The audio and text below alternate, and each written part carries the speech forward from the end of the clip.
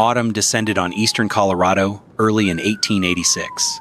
Cold winds swept across Coyote Draw Ridge, carrying the chilling patience of something that knew it would remain long after humanity had turned to dust. That was where Keturah Hale arrived during the darkest chapter of her life. The previous winter, a vicious fever had claimed her husband. By spring, the prosperous farm they had built together was gone.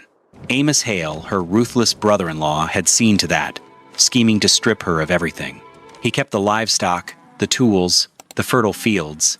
He took it all. Keturah was cast out with nothing but a battered wagon, a few blankets, some cast-iron pots, and whatever clothes she could cram into a cedar chest. No money, no hope. Her sole remaining asset was 27 barren acres left to her by her late grandmother. The county folks called that lonely hill the Dead Rise, and it had earned its grim moniker. The soil was pale, choked with alkali salts. It baked as hard as fired brick in the summer sun, fracturing into fissures wide enough to swallow a man's boot. For 2 solid decades, not a single living thing had taken root long enough to yield a worthwhile crop. Everyone was dead certain. Nature had long ago delivered its death sentence on this ridge. Yet, on a bitter October dawn, Keturah appeared on that dead land carrying a sack of winter rye, a shovel, and a bundle of wooden stakes. Instead of plowing herself to the bone or scattering seed on a prayer, she set to work driving those stakes into the unyielding earth in a bizarre, seemingly senseless pattern. Amos rode out to mock her. "Your grandmother died dirt poor on this very land," he scoffed. "If it was worth a damn, why wasn't she rich?" Within days, the townspeople began sarcastically calling the place the widow's grave. Keturah heard the whispers, but she ignored them, driving every hammer blow deep into the hardened dirt. The prairie wind might have carried away their laughter, but the stakes remained. Everyone assumed the widow had lost her mind, but the truth was, this ridge was hiding a secret beneath its pale crust. The stakes were not random. That was the first thing nobody understood. While clearing dry prairie grass from the ridge, Keturah kept noticing something she had seen the previous winter. Certain narrow strips across the hillside held snow longer than the surrounding ground, not by weeks, sometimes only by a few days, but long enough to matter. Most people would never have paid attention. She did. When spring thaw came, those same strips stayed damp after the rest of the ridge had already dried and hardened. One afternoon, she carried a shovel to the first marked section and dug down through the pale crust. The top layer looked exactly as people described it, white, bitter with alkali, lifeless. But several inches below, the color changed. Not black, not rich, yet darker, cooler. Holding moisture, Keturah crouched beside the hole for a long time, breaking the soil apart with her fingers. The next morning, she dug another, then another. Every time she found the darker layer, she drove a wooden stake into the ground beside it. Soon, a strange pattern began appearing across the ridge, a line of markers running where nobody expected them. Travelers passing along the county road assumed she was measuring property boundaries. Others thought she was searching for stone. Neither explanation was correct. Keturah was searching for something hidden beneath the surface, something the wind, the snow, and the seasons had been trying to reveal for years. For the first time since arriving at the Dead Rise, a small possibility began taking shape. Perhaps the land was not dead at all. Perhaps it had simply never been understood. A week later, Keturah rode into town and stopped at the small church near the cottonwoods along Dry Creek. Inside, Reverend Abigail Finch, the woman who kept the church records and much of the county's forgotten history, listened patiently while Keturah described the ridge. Abigail disappeared into a storage room and returned carrying a weathered ledger wrapped in cloth. The notebook had belonged to Nathaniel Crow, a frontier agronomist who had died nearly 20 years earlier. Its pages were filled with observations. Alkali soils, winter rye, freeze-heave fissures, moisture seams hidden beneath barren ground. That evening, under the glow of an oil lamp, Keturah began copying the faded entries by hand. Somewhere inside those worn pages, she suspected, lay an answer the ridge had been hiding for decades. The notebook did not describe miracles. Nathaniel Crow distrusted miracles. What he described were patterns. Again and again, his entries returned to the same conclusion. The land people called dead was rarely dead. Most often, only the surface had failed. Beneath the white alkali crust, narrow seams of moisture still traveled through the soil. Winter winds pushed snow into predictable drifts. Spring thaw opened hidden fractures. Water followed those fractures downward. Crow believed winter rye possessed one advantage many crops lacked. Its roots were patient. Given the right place and the right season, they would follow moisture where other plants could not. But location mattered, timing mattered. Miss either one, and the crop would fail. Keturah carried the notebook everywhere after that. Each morning she walked the ridge before sunrise. Each afternoon, she returned. She compared snow lines, cracks in the soil, and damp patches against Crow's notes. Slowly, the scattered stakes across the dead rise began to form a pattern. For the first time, the ridge no longer looked abandoned. It looked misunderstood. By November, most people had stopped trying to guess what Keturah Hale was doing. They simply decided she had lost her senses. The ridge looked less like a farm every week. Instead of plowing, she measured. Instead of planting, she walked. Instead of buying livestock, she carried a steel probe from one end of the property to the other. For nearly 2 months, she divided the 27 acres into rough sections. Each section was marked with stakes and numbered in a small notebook she kept tucked inside her coat. At every location, she pushed the steel rod into the earth. Some places stopped it after 4 inches. Others allowed 6. A few went deeper. She recorded everything: depth, resistance, moisture, the color of the soil, even the direction of the prevailing wind across each slope. At night, she sat beside a lantern and transferred the information onto a hand-drawn map. Lines appeared first, then symbols, then patterns. The dead rise slowly transformed into something very different. Not a failed piece of land, a puzzle. One afternoon, Amos rode out again. He watched her drive the probe into the ground and write another note. Then another, and another. For several minutes, he said nothing. Finally, he pointed toward the growing map spread across a crate beside her wagon. "Your grandmother spent 30 years on this ridge," he said. "She never measured 60 holes in the dirt." Keturah looked at the probe marks scattered across the hillside. "No," she replied quietly. She only had one lifetime. Amos stared at her, as though the answer confirmed every suspicion he carried. By the time he rode away, he was telling people in town that the widow had gone strange. Meanwhile, Keturah continued filling page after page with pencil marks. The wind erased footprints. Rain washed away tracks. But the map kept growing, and with every new measurement, the ridge revealed a little more of what it had been hiding. The measurements continued. So did the rumors. By December, word of the widow and her strange map had spread beyond the neighboring farms. It eventually reached Deputy Agricultural Agent Warren Pike, a county official responsible for advising homesteaders on crops, soil conditions, and land productivity. One gray afternoon, he rode out to Coyote Draw Ridge, carrying a leather satchel filled with county reports. Keturah was kneeling beside another probe hole when he arrived. Warren studied the ridge for several moments before speaking. "The county has records going back years," he said. "Alkali soil like this has defeated wheat, oats, barley, and corn." He opened his satchel and pulled out several folded sheets. "The numbers are clear. Winter rye won't solve alkali." The wind pushed across the hillside between them. Keturah listened without interrupting. Warren continued explaining rainfall averages, crop failures, and soil classifications recorded by men who had spent decades studying the region. When he finally finished, she looked toward one of the shallow excavation pits she had opened weeks earlier.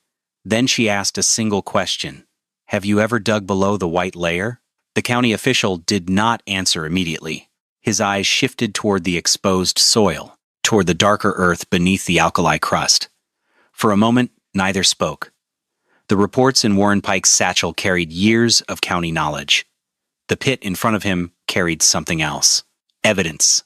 And for the first time, the certainty in his voice seemed just a little less certain. The first snow arrived 3 days earlier than expected. Not much. just a thin white dusting that settled in the hollows and along the windbreaks before melting under the afternoon sun. Keturah watched it from the ridge. Then she opened Nathaniel Crow's notebook and compared the snow pattern to the map she had spent months building. The next morning, she finally began planting.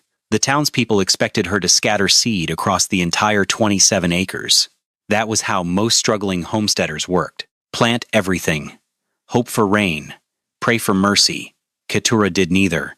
She carried a canvas sack of winter rye across the hillside and planted only where her markers told her to plant. Long, narrow corridors. Nothing more. Nothing less. From a distance, the field looked unfinished. Large sections remained untouched. Bare earth stretched between the planted strips. Some people passing on the county road assumed she had run out of seed halfway through the job. Others decided the widow could not afford enough grain to sow properly. Neither explanation was correct. Every row followed a purpose, followed the map. The lines ran across the ridge at angles that looked strange to anyone unfamiliar with winter wind. They were positioned to catch drifting snow instead of shedding it. When storms arrived, snow would gather along those corridors and slowly release moisture into the ground during spring thaw. The work progressed steadily. Stake, measure, sow, cover, move forward, again and again. The prairie wind tugged at her coat while rye seed disappeared into the soil one handful at a time. People saw empty ground and assumed failure. Keturah saw future snowdrifts. People saw missing rows and assumed poverty. Keturah saw hidden moisture. By the time the last sack was empty, the ridge looked less like a field than a carefully laid trap. Now only one thing remained. Nature had to decide whether the plan deserved to survive. Winter arrived without ceremony. One week the prairie was brown. The next, it was white. Snow swept across Coyote Draw Ridge in long moving sheets, driven by winds strong enough to strip exposed ground bare and pile drifts shoulder high against a fence line, only a few hundred yards away. This was the season Keturah had been waiting for. While most people stayed close to their stoves, she walked the ridge, again and again, sometimes before sunrise, sometimes after storms. Her boots left the only tracks on the frozen hillside. She studied where snow gathered, where it disappeared, where the wind carved the surface clean, and where deep drifts settled exactly where Nathaniel Crow's notes suggested they might. Each observation went into the notebook. Snow depth, wind direction, drift length. Days later, when brief thaws softened the surface, she returned to watch where meltwater disappeared into the ground and where it simply ran away.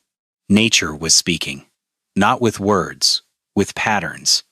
Most people never noticed. Keturah wrote down every one. Meanwhile, the county reached its own conclusion. The rye had vanished beneath snow and ice. Nothing green remained visible. From the road, the ridge looked no different than it had 20 years earlier. Dead, finished, defeated. More than one person remarked that spring would reveal what everyone already knew. The crop was gone. The widow had wasted another season. The wind seemed to agree. It screamed across the ridge night after night, erasing tracks, burying markers, testing every assumption she had made. And somewhere beneath the frozen surface, unseen by anyone, the future of the harvest waited for judgment. Spring arrived slowly across eastern Colorado. First came the thaw, then came the green. By late March, thin rows of rye began appearing across the dead rise. One line, then another, then dozens more. The pale hillside that had looked lifeless all winter suddenly carried streaks of living color. People noticed. Wagons slowed on the county road. Neighbors stopped to stare. Even Warren Pike rode past twice in the same week. For the first time, it appeared that Keturah might have seen something everyone else had missed. Then, April arrived, and the color began to change. Not everywhere, just enough to cause concern. The deep green blades turned pale. Pale became yellow. Yellow became brittle. Entire sections of rye stopped growing. Some plants collapsed completely. Each morning seemed worse than the one before. By the second week, patches of dead rye were visible from the road. Amos Hale returned soon afterward. He stood beside his horse and looked across the field for a long time. Then he nodded once, not with satisfaction, with certainty. "I told you so." The words lingered after he left.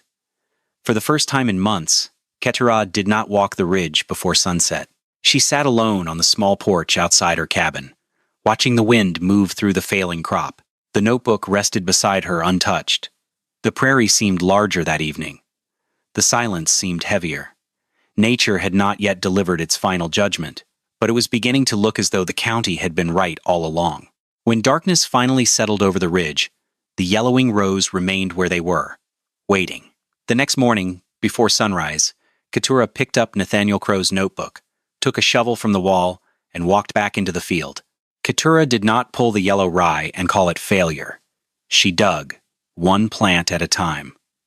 She lifted the roots carefully, shook loose the soil, and laid each sample on a strip of burlap beside the furrow. Healthy plants on one side, weak plants on the other, dead plants in a third row. For 3 days, she repeated the same work until the pattern became too clear to ignore. The worst rye had not died on the hardest ground. It had died on the flattest ground. The plants growing along the slight slopes were thin but alive. The plants in the shallow basins had yellowed first. That changed the question. The seed was not the problem. The rye was not the problem. Even the ridge itself was not the problem. Keturah dug deeper into one of the dead patches. Several inches below the surface, she found the pale alkali crust had been pulled downward by spring water. The soil was damp, too damp. The water had carried the white salts down into the root zone, then trapped them there. She opened Crow's notebook with muddy fingers and found the line she had marked weeks earlier. Dead soil seldom dies from lacking something. It often dies from holding too much. The words no longer felt like theory. They felt like a warning she had nearly missed. The field hadn't failed. It was speaking, and this time she understood the language. Before the sun set, Keturah took up her shovel and decisively cut the first drainage lines into the earth. The solution didn't look impressive. Then again, worthwhile work on the frontier rarely did. For weeks, Keturah labored across the hillside armed with nothing but a shovel, a measuring stick, and Nathaniel Crow's notebook tucked inside her coat. She cut trench after trench by hand, shallow and narrow, barely a hand's depth. They were precisely calculated to siphon the stagnant, alkali-heavy water away from the low spots without stealing vital moisture from the rye. The work stretched across hundreds of feet of ground. From a distance, the changes were almost invisible. No new buildings, no expensive equipment, no dramatic transformation, only fresh lines cut into the soil. The shovel handle slowly polished where her hands gripped it. The skin across her palms split open more than once. By the end of each day, dried blood mixed with dust along her fingers. Still, she kept digging. One afternoon, Elias Mercer, the town merchant who controlled much of the area's winter credit and seed trade, stopped beside the field. He watched her work for several minutes before speaking. What happens if the crop dies anyway? The question carried more weight than it seemed. Failure cost money, cost food, cost winters. Keturah rested both hands on the shovel and looked across the yellowing rye. Then I'll know why it died. The answer surprised him. It was the longest sentence anyone had heard from her in months. Elias studied her face, searching for uncertainty. He found none, only exhaustion and determination. Finally, he shook his head. The merchant had spent years watching homesteaders fail. Most poor people could not afford lessons that expensive. Most got only one chance. As his wagon rolled away, Keturah returned to the drainage trench and drove the shovel into the earth once more. The ridge still had not been convinced. Neither had nature. But she was no longer guessing. She was learning. By May of 1887, the prairie received more rain than many families could remember. The storms came one after another, day after day. Fields across the county turned soft. Wagon wheels sank deep into mud. Low ground filled with standing water. More than one farmer watched young crops disappear beneath flooded rows. The dead rye did not escape untouched. Part of Keturah's hillside lost soil to runoff. Small channels appeared where water cut across the slope. Amos returned. So did Warren Pike. Neither man offered advice. They simply watched. This was no longer an argument between neighbors. Nature would decide. After the final storm passed, people began inspecting the damage. Water still stood in many fields days later. But on Ketura's ridge, something different happened. The narrow drainage cuts carried excess water away. The low spots dried sooner. The rye recovered faster. For the first time, the trenches looked less like wasted labor and more like engineering. Small, unremarkable, effective. The first piece of evidence had survived the test. And the ridge was beginning to answer back. The changes appeared beneath the ground, before they appeared above it. A week after the rains ended, Keturah began digging sample plants from several sections of the field. One by one, she exposed the roots. Then she measured them. Length, thickness, direction, everything went into the notebook. What she found surprised even her. Many roots had followed the winter fractures exactly as Nathaniel Crowe described. Instead of spreading shallow beneath the alkali crust, they had driven downward through narrow openings created by freezing and thawing. Some extended nearly twice as deep as local farmers expected from rye growing on poor soil. The leaves above ground reflected the difference. Darker green, stronger stems, fewer signs of stress. Keturah recorded every measurement beside the old notes copied from Crowe's ledger months earlier. The dead agronomist had been right, but only partly. Knowledge alone had not created the result. The notebook had provided the principle. Patience had provided the proof. And beneath the recovering field, thousands of roots were quietly confirming both. The success did not arrive all at once. In fact, it nearly disappeared. By early July, the rains stopped. Then the heat arrived. Day after day, the prairie baked beneath a hard white sun. The wind changed character. Spring winds carried moisture. Summer winds carried loss. Grass along the wagon roads turned brittle. Small ponds shrank into muddy circles. Dust followed every passing horse. Across the county, rye fields began showing signs of stress. First came pale tips, then curled leaves. Then entire sections faded from green to yellow. Farmers stood at the edges of their fields, staring toward the horizon as though more rain might appear if they watched long enough. It did not. The same people who had mocked Keturah months earlier noticed the drought before anyone else, and some quietly allowed themselves a familiar thought. Maybe the widow would fail after all. Maybe the ridge had only delayed its verdict. Nature had fooled people before. The dead ryes might still claim another victim. From a distance, Keturah's field seemed vulnerable too. The heat touched every acre, equally. The sun offered no special favors. The wind recognized no effort. But what happened above ground no longer told the whole story. Months earlier, winter had opened hidden fractures beneath the ridge. Spring had carried moisture downward, and the rye roots had followed. While shallow-rooted plants across the valley searched desperately through drying soil, Keturah's rye had already reached deeper ground. Ground most people never knew existed. Narrow seams of moisture still lingered there, invisible from the surface, untouched by the summer heat. Week by week, the difference became harder to ignore. Fields across the valley faded. The dead ryes did not. Not completely, not dramatically, just enough. A little more green, a little more strength, a little less surrender. From the ridge above the property, the contrast could finally be seen. A faint ribbon of living color stretched across a landscape turning gold. The same land once called dead now stood greener than many fields considered healthy. Nature had not finished its judgment. But for the first time, the evidence was leaning in one direction, and it was not leaning toward the crowd. By late August, the rye was ready. The stalks stood dry and heavy beneath the prairie sun. Their color had changed from summer green to the pale gold that every grain grower hoped to see. Keturah began harvesting alone. There were no hired hands, no teams of horses, no celebration. Only a sickle, bundles of rye, and long days beneath the open sky. She cut each section carefully and tied the stalks into shocks with rough twine. Row after row disappeared from the hillside until neat bundles stood across the ridge like silent sentries facing the wind. The harvest took time. Good work usually did. When the grain was finally threshed, The results surprised nearly everyone who saw them. The yield was not extraordinary by the standards of rich bottomland farms. But the dead rise was not rich bottomland.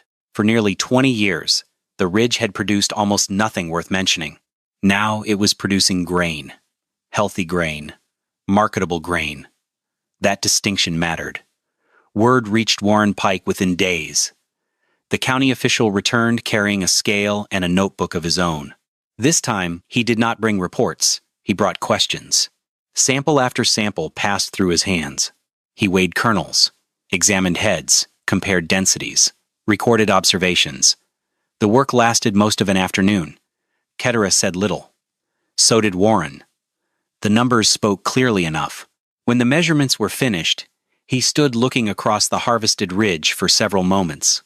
He never apologized. Men like Warren rarely did. Instead, he asked where she had first noticed the snowdrifts. Then he asked how many probe points she had mapped. Then he asked to see Nathaniel Crow's notes. Those questions meant more than an apology ever could. Months earlier, he had come carrying conclusions. Now he was carrying curiosity. And on the frontier, curiosity was often the first sign that a belief had finally begun to break. The harvest might have ended there. A respectable crop. A useful lesson. Proof that the ridge could produce something after all. But the most important test had not yet happened. Grain did not earn its value in the field. It earned its value after leaving the field. That autumn, a small wagon loaded with sacks of rye arrived at the mill owned by Samuel Dyer, the largest mill operator in 3 counties. For years, Samuel had purchased grain from dozens of farms. He knew the difference between grain that merely survived and grain that truly matured. He bought a small lot from Keturah, nothing more, just enough to test. The sacks disappeared into the mill. The grinding stones turned, and Samuel began noticing things he did not expect. The kernels were unusually dense. The grain fractured cleanly. The flour came out remarkably consistent from one sack to the next. No strange moisture pockets, no weak batches, no sudden changes in texture.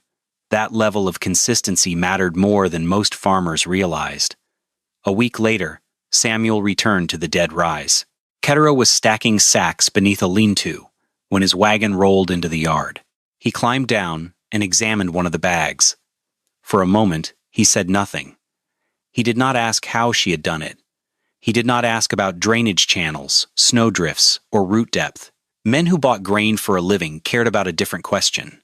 Samuel looked toward the remaining sacks and asked, "How much do you have left?" The words landed with more force than any compliment. Keturah understood immediately. He was not questioning the crop. He was trying to secure it. The ridge had already survived winter. It had survived spring floods. It had survived summer drought. Now it had survived the market's first inspection. And for the first time since arriving with a sack of seed and a shovel, Keturah could see the shape of a future that extended beyond simple survival. Samuel Dyer's purchase might have remained a local story. Most traveled no farther than the next county, but this one did. Mill operators talked to one another. Freight haulers carried news along with cargo. Merchants shared information whenever money was involved. By October, word had begun spreading beyond the valley. Not about a widow, not about a dead ridge, about grain. Good grain, reliable grain. The kind buyers preferred because it reduced risk. The first visitor arrived from a milling operation nearly 40 miles away. The second came from a town farther east. Then another. And another. They arrived in wagons carrying ledgers, scales, and questions. How many acres? How many sacks? Could production increase next season? Would she be willing to sign an agreement before planting? The conversations grew longer. The offers became more serious. Some buyers carried advance deposits. Others offered written commitments for the following harvest. One even proposed purchasing a portion of the crop before a single seed had entered the ground. Months earlier, people had driven past the dead rise to watch a widow fail. Now wagons stopped there for a different reason. They were waiting their turn, waiting to speak with Keturah, waiting to see the grain, waiting to secure part of next year's harvest. The transformation happened so gradually that no single day marked the change. One autumn morning, however, Keturah overheard two freight drivers talking near the road. Neither man used the old nickname. Neither called it the widow's grave. One pointed toward the ridge and said, "That's Crow's Ridge." The other nodded as though the name had always existed. Nathaniel Crow had been dead for nearly 2 decades. Yet his observations still shaped the land. His notes had survived. His ideas had survived. And now, through the work of a woman most people had dismissed, they were feeding families once again. The wagons continued arriving throughout the season. Contracts changed hands. Deposits were counted. Names were entered into ledgers. And along a ridge once declared worthless, grain buyers began lining up.